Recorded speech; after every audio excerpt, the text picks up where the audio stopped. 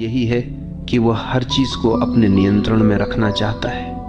वह चाहता है कि परिस्थितियां उसकी मर्जी से चलें, लोग उसकी इच्छा के अनुसार व्यवहार करें और भविष्य वैसा ही बने जैसा उसने सोच रखा है।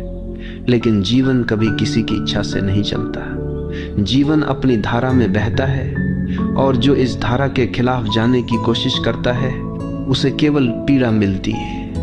यही कारण है कि यह वाक्य इतना गहरा है, छोड़ दो, सब अपने आप ठीक हो जाएगा। क्योंकि जैसे ही तुम छोड़ते हो वैसे ही तुम्हारा संघर्ष समाप्त हो जाता है और जीवन अपने आप सही दिशा में बहने लगता है। पकड़ने का स्वभाव ही असुरक्षा से आता है। हमें लगता है कि अगर हमने छोड़ दिया तो सब बिगड़ जाएगा, लेकिन असल में उल्टा होता है। जितना हम पकड़ते हैं उतना ही चीजें टूटती हैं और जितना हम छोड़ते हैं उतना ही सब कुछ सहज और संतुलित हो जाता है। ये ऐसे है जैसे किसी फूल को कसकर पकड़ लो तो उसकी पंखुड़ियां टूट जाएंगी, लेकिन अगर उसे हल्के से छोड़ दो तो वो अपनी पूरी खूबसूरती से खिला रहेगा। जीवन भी ऐसा ही है, जब हम छोड़ते हैं तो जीवन खिलता है। ये समझना जरूरी है कि छोड़ना मतलब हार मानना नहीं।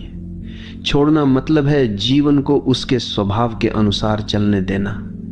ये विश्वास करना कि अस्तित्व तुम्हें वही देगा जो तुम्हारे लिए सही है।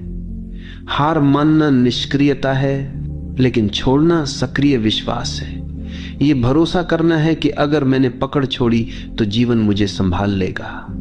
यही भरोसा हमें गहरी शांति देता है। जब हम छोड़ना नहीं जानते तो हम चिंता में जीते।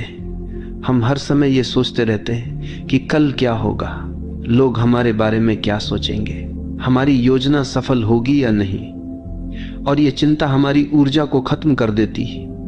लेकिन जैसे ही हम कहते हैं अब मैं छोड़ देता हूं, वैसे ही हमारा मन हल्का हो जाता है। छोड़ना हमें चिंता से मुक्त करता है, और जब चिंता समाप्त होती है तब भीतर शांति और मौन का जन्म होता है।